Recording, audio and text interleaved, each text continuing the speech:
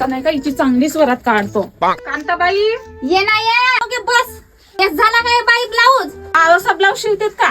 हे हात लांब कर म्हणलं, एवढ्याले चांगले ते एवढूले केलीस. आये उन्हाळ्याचे दिवस आहेत, साजरे बांडे साजरे हाताला हवा पाणी लागते म्हणून मी म्हणलं बांडेच करून टाकतो म्हणलू.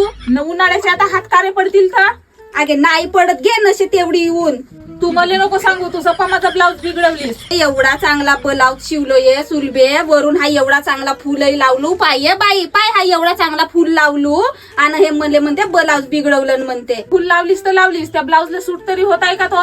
अगे हा गोल्डन कलरचा ब्लाऊज आहे तर हिरव्या कलरचा फुल लावलो. माझ्याकडे नाही का हिरव्या कापड वाचला होता तर लावून टाकलो फुल. एक नंबर दिसताय, पाय बरं किती असं सुंदर दिसत आहे. तर तू काय कर बाबा, मी चांगला शिवलो, माझी रोजी देऊन दे. माझ्या मागं कटकट नको लावून. आजपासून माझ्याकडे ब्लाऊज शिवायला आणू नको, मला नाही परवड असा. नाही मी तुला पैसेही नाही दे, तू माझा ब्लाऊज दुरुस्त करून दे. अगे सुलभे अशी नको करू गे, माझ्या घरी लगेच अडचण पाणी आहे. रात दिवस एक करून हा ब्लाऊज शिवलो ना, पैसे नाही देऊ म्हणतेस. चुलीत जा कांताबाई, तू सप्पा माझा ब्लाऊज बिघडवलीस ना. आजपासून तुझ्याकडे ब्लाऊज एकही देईन तर पायत राह शिवायला.